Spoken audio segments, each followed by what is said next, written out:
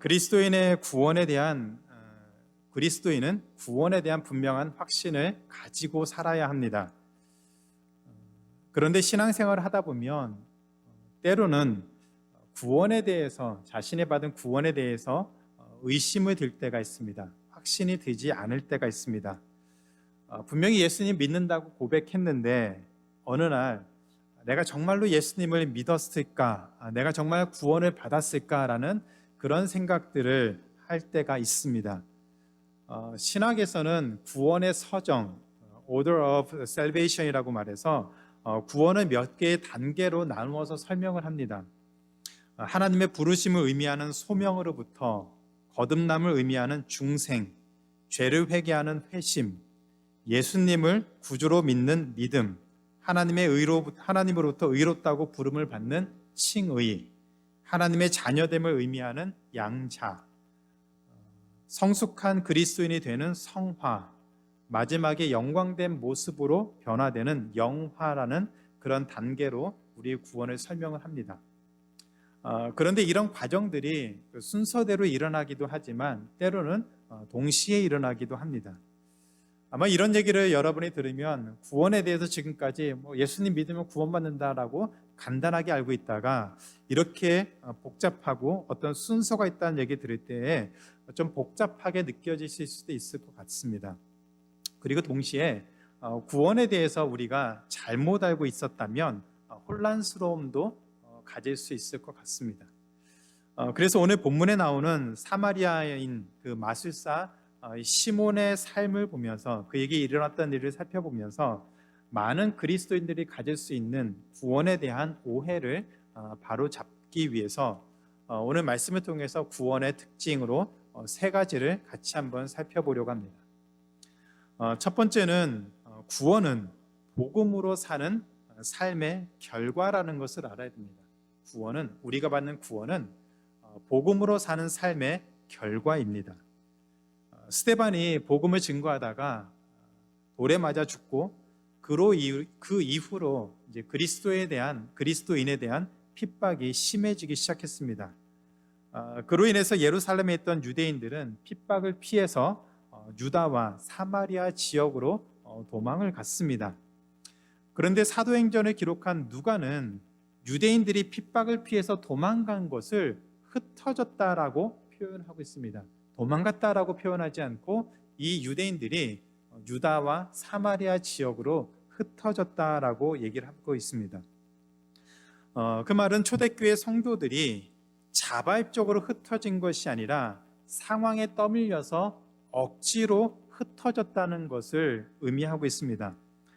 이것은 하나님이 이 그리스도인들의 삶 속에서 의지를 가지고 무엇인가를 목적을 가지고 사람들을 흩어지게 했다는 사실을 보여주고 있습니다. 그렇다면 하나님이 왜 유대인들, 그리스도인들을 흩어지게 하셨을까요? 왜 하나님이 그것을 원하셨을까? 그렇게 하도록 그냥 놔두셨을까? 사도행전 8장 4절에 그 힌트가 있습니다. 이렇게 얘기합니다. 그 흩어진 사람들이 두루 다니며 복음의 말씀을 전했다라고 얘기를 하고 있습니다. 흩어진 사람들이라는 것은 도망다니는 사람을 의미하죠. 도망가고 있는 사람들을 의미합니다. 그렇다면 도망간 곳에서 숨어 지내야 합니다. 언제 추격하는 사람들이 쫓아올지 모르기 때문에 도망간 곳에서 주변 사람들도 모르게 조용히 지내야만 합니다. 그런데 흩어진 사람들이 두루 다니면서 공개적으로 복음을 전했다고 했습니다. 그러다가 잡히면 맞고 감옥에 갇힐 수 있고 심지어는 죽임도 당할 수가 있었습니다. 그럼에도 불구하고 초대교회 그리스도인들이 도망다니면서도 복음을 전했다라고 얘기를 합니다. 저는 이 모습을 보면서 깔때기 이론이 생각이 났습니다. 아마 좀 들어보신 분들 계실 거예요. 깔때기는 입구가 넓어서 그곳으로 많은 것이 들어가지만 점점 입구가 좁아져서 마지막 내려가는 것은 작은 부분, 일부분만 내려갑니다. 여러 얘기를 하다가 마지막에는 한 가지 주제로 빠진다고 해서 그것을 깔때기 이론이라고 합니다.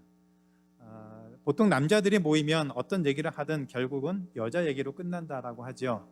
또 여자분들이 모이면 온갖 수다를 떨다가 남자나 남편 얘기로 마무리한다고 합니다.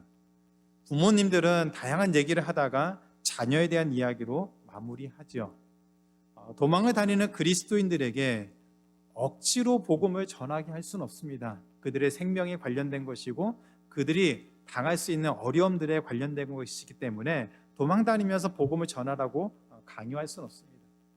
우리도 이렇게 편하게 살면서 복음을 전하라고 하는 것도 때로는 귀찮고 때로는 마음에 불편해서 그렇게 하지 못하는데 도망가는 사람들에게 복음을 전하라고 하는 것은 좀 무리가 될 수 있는 그런 상황입니다.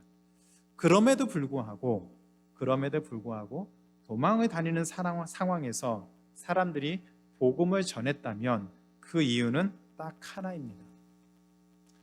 누구도 강요하지 않았고 누구도 그것으로 인해서 책망하지 않은 상황에서 도망 다니는 사람들이 그 상황에서도 복음을 전했다면 그 이유는 단 하나입니다. 복음이 그들의 삶을 완전히 바꿔놨기 때문입니다. 복음이 완전히 그들의 삶을 바꿨기 때문에 복음이 그 어떤 것보다도 소중했기 때문에 그들은 어느 곳에 가든지 복음을 전했습니다. 누군가 툭 치면 그냥 본능적으로 우리가 하는 반응이 있습니다. 반사를 하는 것이 있죠. 누군가 툭 치면 그 안에 있는 가장 중요한 것, 가장 소중하게 생각하는 것, 가장 말하고 싶은 것이 툭 나오는 것처럼 그리스도인들이 도망다니는 중에서 복음을 전했다라고 얘기합니다. 초대교회 성도들에게 복음은 깔때기로 빠지는 유일한 주제였다라고 볼 수 있습니다. 그래서 복음 전파는 그리스도인의 삶의 모습이었습니다.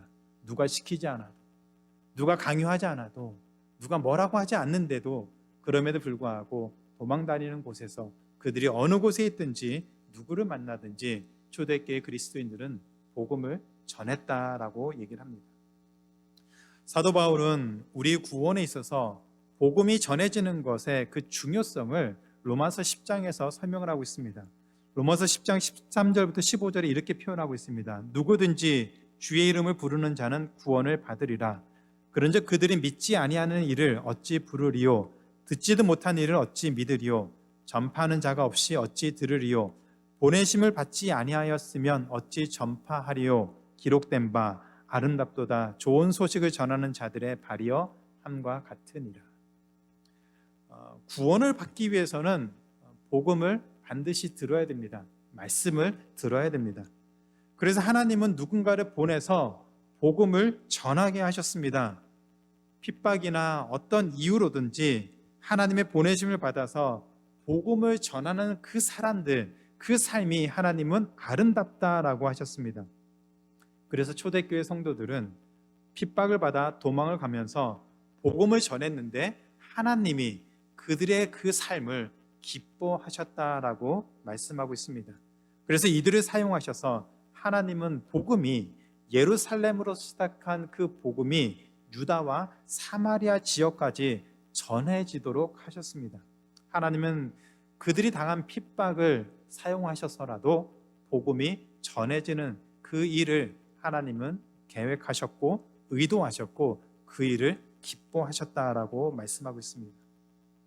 이렇게 시작된 그 복음을 우리도 듣게 되었고 그 복음을 들음으로 말미암아 회개하고 예수님을 믿어서 이렇게 이 자리에서 하나님께 예배를 드리고 있습니다. 그렇다면 이제 우리 차례이죠. 그래서 우리는 두 가지를 기억하면서 살았으면 좋겠습니다. 첫 번째는 우리가 자발적으로 복음을 전하지 않으면 하나님은 상황을 만들어서라도 복음을 전하게 하신다는 것을 기억해야 됩니다. 교회 역사를 보면 그리스도인들이 그 자리에 머물고 안주하고 더 이상 복음을 전하지 않고 살 때 하나님은 그 상황을 만들어서라도 그들을 흩어지게 하시고 복음이 전해지도록 하셨습니다. 그것은 교회 역사에서 우리가 잘 찾아볼 수가 있습니다. 따라서 우리가 자발적으로 복음을 전하지 않으면 하나님은 우리의 상황을 통해서라도 복음을 전하시게 하십니다.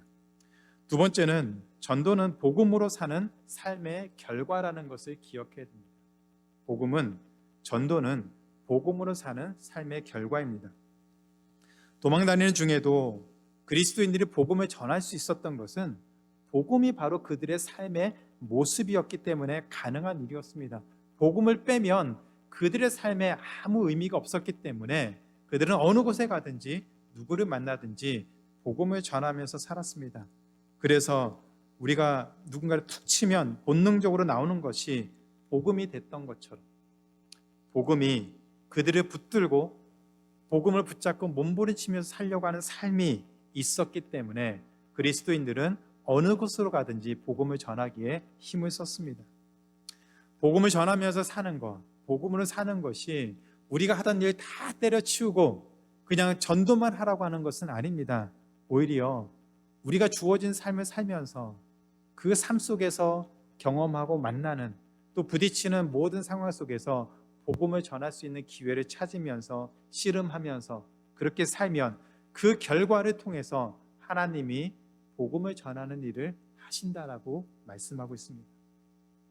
우리가 그렇게 살면 복음을 붙들고 씨름하면서 살면 세상은 그렇게 사는 우리를 볼 것이고 그런 우리의 삶을 통해서 복음을 듣고 복음을 반응하면서 살아갈 수가 있습니다. 그래서 우리가 말씀으로 살기 위해서 씨름하는 것, 말씀을 붙잡고 씨름하는 삶을 세상 사람들이 보게 되고 그로 인해서 복음에 관심을 갖게 되고 복음을 전할 수 있는 그런 기회를 만들어야 합니다.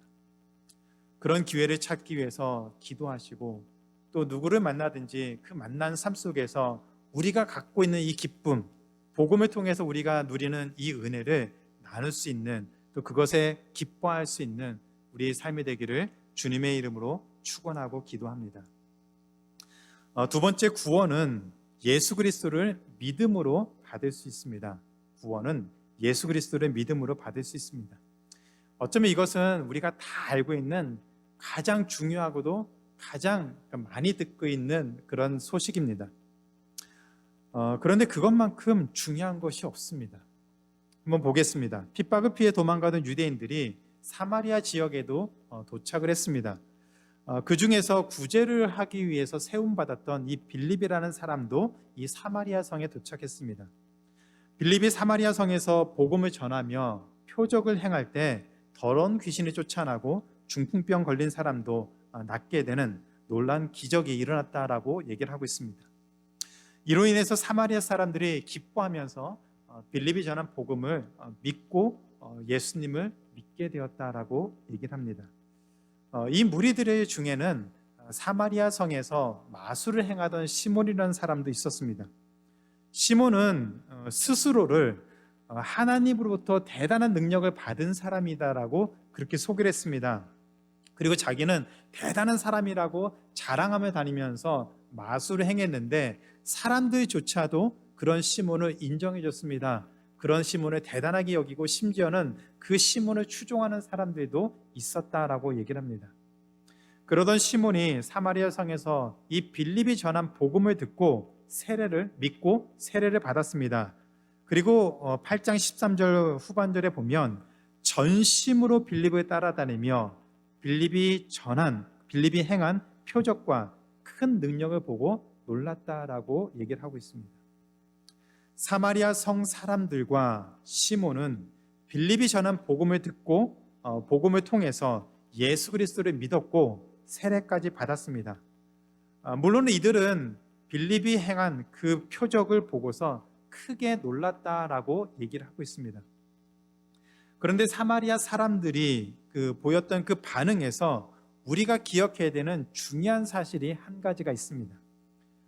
사마리아 사람들은 기적을 믿은 것이 아니었습니다. 기적을 보면서 놀라긴 했지만 그 기적을 믿은 것은 아니었습니다. 누가는 이 빌립이 행한 그 능력을 표적이라고 설명을 하고 있습니다. 표적, 사인이라고 설명을 하고 있는데 누가가 이 빌립이 행한 그 놀란 능력, 그 기적을 표적이라고 부른 이유는 그 능력이, 그 기적이 향하고 있는 무엇인가가 있기 때문입니다. 기적이라고 표현하면 놀란 능력 그 자체를 말하지만 그것을 표적, 사인이다라고 말하면 그것이 향하고 있는, 그것이 보여주고 싶어하는 본질적인 무엇인가가 있을 때 그것의 표적이라고 얘기를 합니다. 바로 빌립이 그 놀라운 기적을 행하면서 보여주고 드러내고 싶었던 것은 바로 예수님의 죽음과 부활이었습니다. 따라서 사마리아 사람들이 빌립이 행한 표적을 볼 때마다 그들이 듣고 믿었던 복음을 더 확실하게 붙잡을 수 있도록 만들었습니다. 사마리아 사람들이 예수님 믿은 뒤에 표적을 보면서 그들의 믿음에 다시 한번 굳건히 했던 그 모습은 오늘날 우리에게도 필요하고 우리에게도 일어납니다. 우리 삶을 돌아보면 아마 다양한 이유로 다양한 계기를 가지고 예수님을 믿었을 것 같습니다.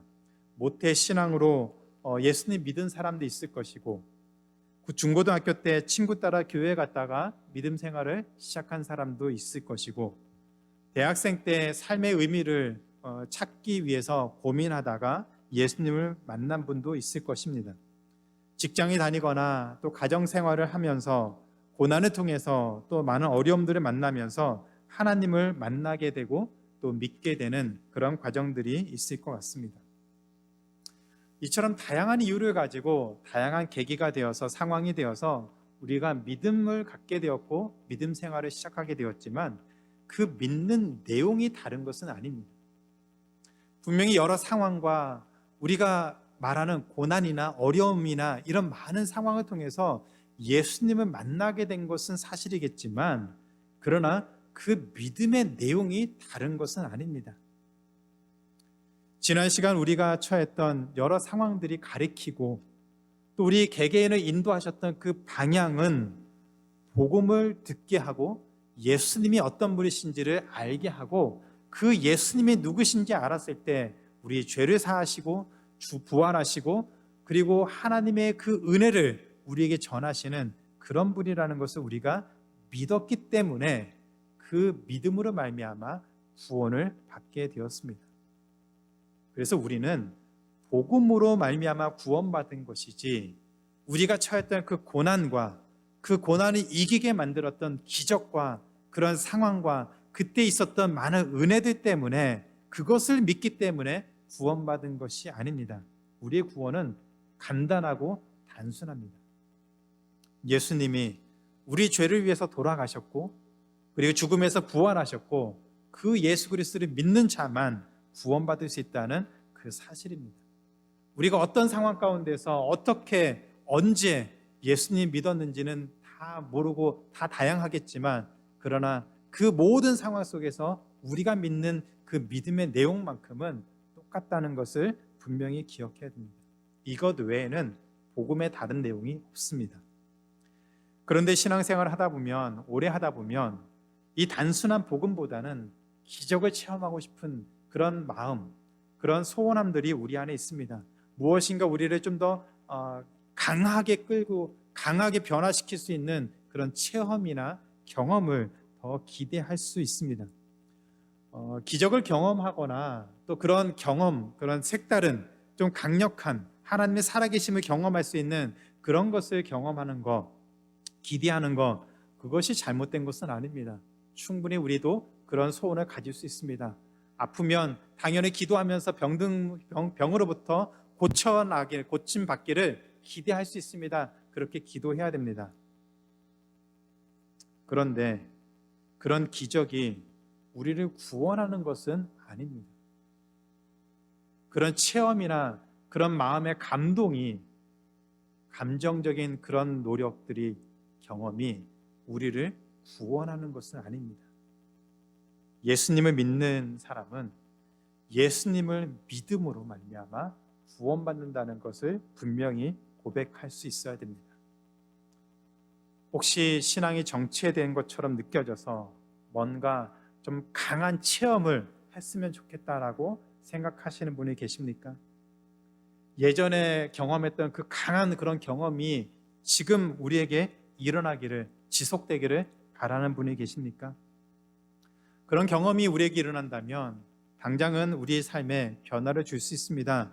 더 근본적으로는 그것으로 우리 삶의 근본적인 변화가 일어나지는 않습니다. 오히려 그것이 계기가 되어서 우리가 말씀을 알게 되고 말씀을 보게 되고 말씀의 능력을 경험하게 되는 그 자리로 나오는 것이 중요합니다. 말씀이 없다면 기적이 우리에게 의미가 없습니다.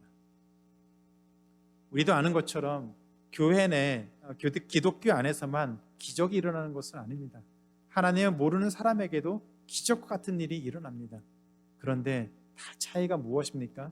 말씀이 없는 것이죠. 우리가 말씀이 없이 기적을 얻는다면 그것은 우리 삶에 아무런 의미가 없습니다. 세상 사람들과 똑같이 사는 삶입니다. 그러나 그 기적이 우리로 하여금 말씀을 보게 하고 예수님을 믿게 하고 그로 인해서 구원을 받는다면 그것은 우리에게 은혜의 통로가 될 수 있습니다. 오히려 그 기적만, 그 경험만, 그런 감동만 추구한다면 잘못되고 왜곡된 종교인으로 타락까지 할 수 있다는 것을 기억해야 됩니다. 그래서 우리는 어디에서 시작하든지 그 방향과 그 목적은 하나님의 말씀을 붙잡고 사는 것, 그런 삶을 통해서 우리가 하나님의 자녀로서 어떻게 살아야 고민하는지, 어떻게 살아야 되는지 고민하는 삶을 사는 것, 그것이 바로 구원받는 자의 삶인 것을 기억하시기 바랍니다. 이 사실을 잘 기억하셔서 굳건한 믿음을 붙잡고 말씀의 능력과 그 은혜를 사모하며 주어진 삶을 사는, 또 그래서 구원의 담대함을 가지고 사는 우리 모두가 되기를 주님의 이름으로 축원하며 기도합니다. 세 번째는 구원은 성화라는 긴 터널을 지나야 합니다. 구원은 성화라는 그 sanctification이라고 하는 그 긴 시간을 지난다는 것을 알아야 됩니다. 우리가 신앙생활 하다가 다른 사람들을 보면서 저 사람은 구원을 받았을까? 아니면 구원받지 못했을까? 그런 생각들을 간혹 하게 됩니다. 구원을 받았는지 받지 못했는지 구분할 수 있는 몇 가지 기준이 있습니다. 복음을 분명히 알고 믿음으로 고백을 하고 있는가? 자신의 죄성으로 인해 괴로워하며 하나님의 은혜를 구하고 있는가? 성령의 인도하심을 받고 있는가? 하나님을 인식하면서 주어진 삶을 살고 있는가? 말씀에 순종하기 위해서 몸부림치고 있는가? 이런 질문들에 스스로 대답하면서 우리가 구원을 받았는지 그렇지 못했는지 점검해 볼 수 있습니다. 이런 질문을 통해서 그래서 우리의 구원을 다시 한번 점검하고 확신을 갖고 살 수가 있습니다. 그런데 우리가 다른 사람의 모습을 보면서 저 사람이 구원을 받았는가 안 받았는가 고민하는 가장 큰 이유는 그 삶 속에서 구원받은 자로서 삶의 모습이 전혀 보이지 않기 때문이죠. 오랜 시간이 지났는데 어쩌면 10년, 20년 평생 신앙생활한다라고 말하는 사람이 그 살아가는 삶의 모습이 전혀 믿는 자처럼 보이지 않을 때 우리는 많이 질문합니다. 저 사람이 정말 구원받았을까? 스스로에게 던지는 그 질문보다 어쩌면 그 보여지는 그 모습을 보면서 그 사람의 구원에 대해서 더 많은 고민을 하게 됩니다. 이런 고민을 할 수밖에 없는 이유는 우리가 받은 구원이라고 하는 것은 성화라고 하는 긴 터널을 지나기 때문입니다. 그 말은 우리의 성화는 우리가 거룩하게 되어져 가는 과정은 오랜 시간이 걸릴 수 있기 때문입니다. 사마리아 사람들이 하나님의 말씀을 받고 말씀을 믿고 구원을 받았다고 했습니다. 그러자 예루살렘 교회에서 베드로와 요한을 이 사마리아로 보냈습니다. 그런데 사도행전 8장 15절과 16절에 누가가 말한 이상한 내용이 있습니다. 누가가 이런 얘기를 합니다. 베드로와 요한이 내려가서 그들을 사마리아 사람들을 위하여 성령 받기를 기도하니 이는 아직 한 사람에게도 성령 내리신 일이 없고 오직 주 예수 이름으로 세례만 받을 뿐이더라. 분명히 빌립이 복음을 전했고 사마리아 사람들이 그 복음을 듣고 믿었고 세례를 받았습니다. 처음에 구원의 서정, 구원의 그 단계에서 말한 것처럼 예수님을 믿는 사람은 성령의 능력으로 믿은 것이고 그 성령의 능력, 성령의 임재를 통해서 하나님의 자녀가 된 것이다라고 가르치고 있습니다. 사도행전 2장 38절에서도 누가는 이 사실을 분명히 얘기하고 있습니다. 베드로가 이르되 너희가 회개하여 각각 예수 그리스도의 이름으로 세례를 받고 죄 사함을 받으라. 그리하면 죄 사함을 받으라. 그리하면 성령의 선물을 받을 것이다. 이미 앞에서 성령에 임한 그 이후에는 우리가 예수님을 믿고 죄 사함을 받고 세례를 받으면 성령을 받을 것이다 라고 얘기를 하고 있습니다. 따라서 회개하고 예수님 믿었으니 죄 사함을 받았으니 성령을 선물로 받는 것이 분명합니다. 그런데 사마리아에는 그 성령이 임하지 않았다라고 얘기를 하고 있습니다. 사마리아인에게는, 이 사마리아 성에게는 굉장히 예외적인 상황이었다라고 얘기를 하고 있습니다. 다른 사람들은 죄사함을 받고 성령의 임재를 바로 경험했는데 왜 사마리아 사람들에게만 예외적인 상황이 생겼을까요? 그것은 이 유대인과 사마리아 사이에 있는 긴 역사 때문에 그렇습니다. 유대인들에게 사마리아인은 저주받은 사람들이었습니다. 이스라엘이 두 개로 나뉘어서 북이스라엘과 남유다로 나뉘었을 때에 오랜 시간이 지난 다음에 이 북이스라엘은 아시리아에서 멸망을 당했습니다. 그리고 이 아시리아는 북이스라엘 사람들을 혼합 정책을 써서 그 일부를 다른 나라에 보내고 다른 나라 사람들을 이 북이스라엘 지역에 옮겨서 섞여서 살도록 만들었습니다. 그 말은 그들이 결혼하게 되고 함께 섞여 살면서 하나님의 선택된 백성에서 제외가 되었다는 그런 생각을 갖도록 만들었습니다. 그래서 유대인들은 이 사마리아 사람들을 개나 짐승보다 더 못한 저주받은 사람이라고 그렇게 무시하고 멸시했습니다. 유대인들조차, 예수님 당시의 유대인들조차도 이 사마리아 사람들, 북이스라엘 사람들을 무시하고 그들을 거들떠보지도 않았습니다. 그래서 심지어는 유대인들이 갈릴리 북쪽으로 올라갈 때 이 사마리아를 통과하는 것이 아니라 멀리 돌아서 갈 정도로 이 사마리아 사람들을 멸시하고 무시하면서 살았습니다. 그런 사마리아 사람들이 하나님의 복음을 듣고 구원을 받았다고 하니 예수님을 믿어서 그리스도인이 되었던 이 예루살렘 성도들조차도 그것을 의심하고 받아들일 수가 없었습니다. 그래서 예루살렘 교회가 이 베드로와 요한을 보내서 그 일이 어떻게 된 것인지, 그게 정말 사실인지를 알아보려고 했습니다. 그래서 사마리아 사람들도 복음을 믿고 구원받은 사실을 공개적으로 확인하기 위해서 하나님은 이 베드로와 요한이 올 때까지 이 사마리아 성의 사람들에게 성령이 임하는 것을 늦추셨다라고 얘기를 하고 있습니다. 그래서 베드로와 요한이 이 사마리아 사람들에게 기도하고 안수할 때 사마리아 사람들에게도, 유대인들이 그렇게 무시하고 멸시하던 이 사마리아 사람들에게도 유대 그리스도인들과 동일하게 성령이 임하는 것을 보게 하셨고, 비로소 이 사마리아 그리스도인들을 이 영적인 공동체로 받아들일 수가 있게 되었습니다. 그런데 여기에 재미있는 일이 일어났습니다. 빌립을 따라다니던 그 시몬이 베드로와 요한이 기도할 때 사람들이 성령을 받는 것을 보고 돈을 주고 그 능력을 사려고 했습니다. 18절과 19절입니다. 시몬이 사도들의 안수로 성령 받는 것을 보고 돈을 들여 이르되 이 권능을 내게도 주어 누구든지 내가 안수하는 사람은 성령을 받게 하여 주소서. 그러자 20절 21절에서 이렇게 얘기합니다. 베드로가 이르되 너가 하나님의 선물을 돈 주고 살 줄로 생각하였으니 내 은과 내가 함께 망할지어다.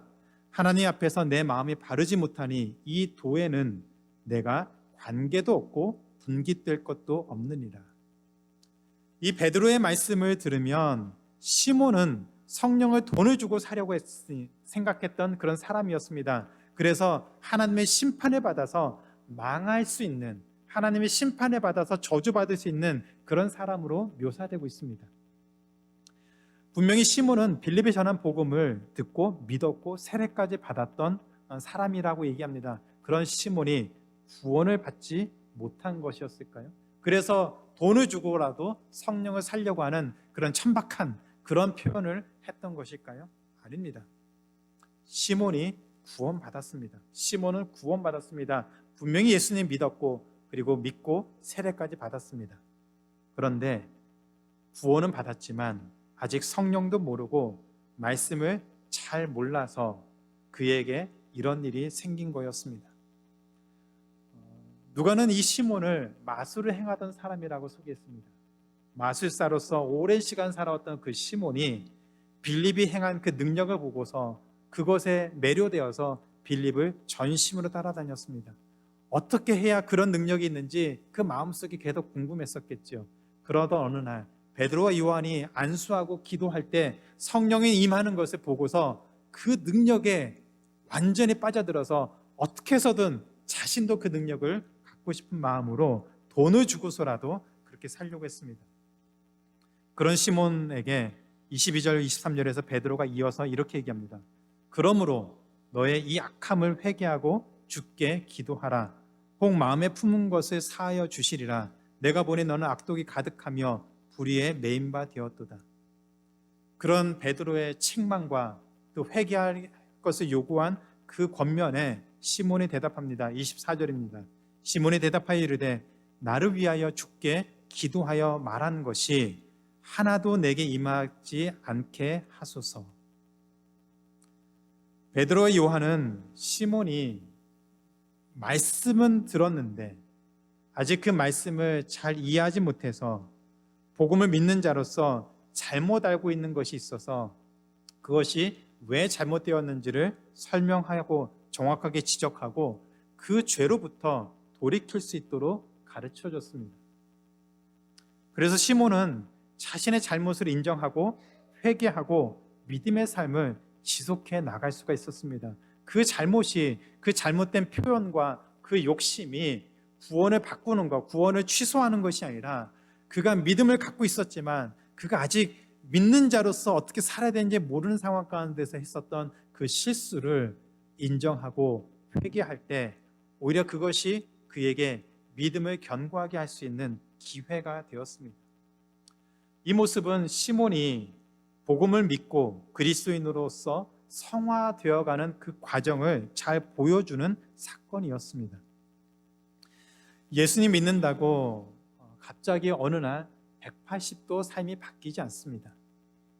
아마 우리 모습을 보더라도, 우리 주변의 사람들의 모습을 보더라도 동일할 것 같습니다. 예수님 믿는다고 영접기도 한 번 한다고 그 삶이 갑자기 180도 확 바뀌어서 완전히 딴 사람으로 되지 않습니다. 오랜 시간 마술사로 살아온 시몬이 보통 사람은 할 수 없는 그 능력을 행하던 그 빌립과 사도들을 보면서 그 능력에 매료되고 그리고 그것을 부러워하는 것은 어쩌면 당연한 모습이었습니다. 이제 막 신앙생활하는 사람이 시몬과 같은 그런 모습을 보여주고 있다면, 그런 모습이 있다면 당연히 그래서 이해해주고 기다려줘야 합니다. 제가 예전에 섬기던 교회에서 평생 불교로 믿고 살았던 분이 늦은 나이에 예수님을 믿었습니다. 이분이 교회 예배당 저희 뒷문 이렇게 들어오실 때 들어오시면서 그 문턱을 지나면서 이렇게 합장을 하고 교회 십자가를 보면서 인사를 합니다. 예수님 믿었기 때문에 그렇게 할 필요도 없고 해서는 안 되겠죠. 그러나 평생 동안 그런 삶을 살아온 분이 자연스럽게 종교 생활을 하면서 자신도 모르게 나온 그런 행동이 정죄되거나 그것 때문에 구원이 취소된다고 말할 수는 없습니다. 시몬이 복음을 듣고 예수님을 믿었지만 믿음이 깊어지고 삶이 변하기 위해서는 좀 더 시간이 필요했습니다. 물론 오랜 시간 신앙생활한 사람이 변하지도 않고 처음의 모습으로만 산다면, 아니 그보다도 못한 모습을 산다면 정말 답답하겠죠. 그런 경우는 정말 그분이 구원을 받았는지 의심해 볼 수도 있고 스스로 점검해 봐야 됩니다. 그러나 이제 막 신앙생활한 사람이라면 더 기다려줘야 됩니다. 그가 지금까지 살아왔던 삶의 모습들을 인정해주고 그가 예수님을 믿음으로 말미암아 변화되는 그 모습을 위해서 기다려주고 기도해야 됩니다. 조금씩 변화되는 사람이라면 역시 기다려줘야 됩니다. 그래서 그들이 말씀으로 잘 양육받아서 건강한 그리스도인으로서 세워질 수 있도록 도와줘야 됩니다. 문제는 말씀을 배우고 말씀대로 살려고 하는 그 수고가 그 사람에게도 있어야 됩니다. 그냥 한번 영접 기도했으니까 이제 다 끝났다라고 말하면 그것은 큰 착각입니다. 절대 그렇지 않습니다. 우리가 한번 예수님 믿는다고 고백했다면 그 이후로 우리는 자라야 되는데, 그것이 성화가 되는 것인데, 그 과정은 우리가 말씀을 붙잡고 씨름하고 말씀에 우리 삶을 계속 부딪히는 그 고민과 그 갈등을 하는 것이 우리 안에 반드시 있어야 됩니다. 그것이 없으면 우리 믿음이나 우리 구원이 다시 한번 점검해 봐야 됩니다. 자신의 고집과 생각에 사로잡혀서 이전의 모습으로만 살려고 한다면 둘 중에 하나입니다. 성화가 보통 사람보다 더 많이 아주 오래 걸릴 사람이거나, 아니면 아직 회심하지 않아서 구원받지 못한 사람입니다. 하나님을 믿는 것은 자신을 내려놓고, 자신의 의를 내려놓고 하나님에게 초점을 맞춰서 사는 것이지, 예전의 삶을 붙잡고 예전에 살았던 그대로 계속 살기 위해서 종교 생활을 하는 것이 아닙니다. 세상을 살아가면서 보험 하나 들듯이 그냥 하나님 한 번 더 믿고 그렇게 살기 위해서 이 생활을 하는 것은 아닙니다. 그렇게 해서 구원받았다라고 말할 수가 없습니다. 자기 의가 강하고 자신의 고집과 생각이 강한 사람은 그래서 신앙생활하기가 더 힘이 들고 어렵습니다. 그래서 구원을 받은 사람으로서 성화라고 하는 이 긴 터널, 우리 인생의 대부분의 시간을 이 성화라는 그런 과정을 거치게 되는데, 이 긴 터널을 지나면서 절대로 자신의 것을 붙들고 성공할 수가 없습니다. 자신의 의를 붙들고는 이 긴 터널, 성화라고 하는 이 긴 터널을 제대로 건널 수가 없습니다. 그래서 구원을 받은 사람으로서 우리가 성화라고 하는 이 긴 터널을 지날 때 두 가지를 기억하면서 살기를 기도합니다. 첫 번째는 말씀대로 살기 위해서 시간이 더 걸릴 수 있다는 것을 본인도 알고 다른 사람에게도 알려야 됩니다. 나만 시간이 더 걸리는 것이 아니라 다른 사람도 성화에 그 시간이 걸린다는 것을 기억하면서 살아야 됩니다. 그리고 두 번째는 자신의 생각과 고집을 내려놓고 말씀에 순종하려는 몸부림을 쳐야 됩니다. 이 두 번째 것이 없이는 우리는 성화라고 하는 이 긴 터널을 절대로 잘 통과할 수가 없습니다. 자신의 생각과 고집을 내려놓고 자신의 경험을 내려놓고 하나님의 말씀에 비추어서 계속 몸부림치는 그런 모습이 없이는 이 성화라고 하는 긴 터널을 통과할 수가 없습니다. 이 과정을 성화, sanctification이라고 부르는 이유는 이 긴 터널을 지나면서 우리가 거룩하게 하나님이 기뻐하신 모습으로, 구별된 모습으로 변화되기 때문입니다. 이전과는 다른 모습으로 변화되는 그런 과정들이 성화에서 일어나기 때문입니다. 그것을 가능하게 하는 것은 우리의 수고와 노력이 아니라 말씀이 우리 안에 들어와서 말씀에 우리의 것을 내려놓고 노출되었을 때 비로소 말씀이 우리 삶을 변화시킬 수가 있습니다. 그 과정을 우리가 지금 지나가고 있습니다. 저도 지나가고 있고 여러분들도 이 성화의 긴 터널을 지나가고 있습니다. 그렇기 때문에 다른 사람을 정죄하고 다른 사람들을 책망하고 그럴 여유도 없습니다. 우리 스스로를 돌아보면서 우리가 이 성화의 길을 제대로 걷고 있는지를 스스로 돌아보는 시간이 필요합니다. 내가 오늘 하루 주어진 삶을 살아가면서 말씀 붙들고 씨름하고 있는가? 말씀에 내 삶의 모습을, 내 생각을, 내 자존심을, 내 의지를 비춰보면서 그것을 포기하고 내려놓는 그 몸부림을 치고 있는가? 그것을 돌아봐야 됩니다. 그 몸부림이 없이는 우리는 성화의 시간을 절대로 잘 통과할 수가 없습니다. 그래서 우리가 말씀으로 자꾸 우리 삶을 비춰보면서 어떤 모습을 살아야 되는지 고민하는 가운데 산다면 하나님은 성령의 은혜를 통해서 우리의 생각을, 우리의 삶의 모습을 조금씩 변화시키고 마침내 하나님이 기뻐하신 모습으로 생각도 할 수 있고, 그렇게 말도 할 수 있고, 그렇게 행동도 할 수 있는 거룩한 모습으로 변화시킬 줄로 믿습니다. 우리가 지금 걷고 있는 길은 성화라고 하는 긴 터널입니다. 이것을 기억하시고 말씀에 비춰진 삶을 살기 위해서 우리의 모습을 적나라하게 노출시키고, 말씀을 들을 때에 찔림을 받는다면 오히려 감사하고 기뻐하고, 그 말씀의 찔림 때문에 우리 생각이 변할 수 있다면 오히려 하나님의 은혜라는 것을 기억하며 살 수 있는 우리 모두의 삶이 되기를 주님의 이름으로 축원하고 기도드립니다. 이제 말씀을 맺겠습니다. 여러분에게 여러분의 삶을 통해서 깔때기로 빠지는 주제는 무엇입니까? 요즘 어떤 것들이 가장 큰 관심이 되고 있습니까?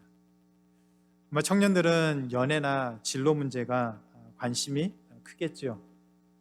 부모님들은 자녀들의 진학 문제, 그것이 관심이 크겠죠. 나이 드신 분들은 건강과 노후에 대한 그런 고민들이 가장 큰 관심이 될 것 같습니다.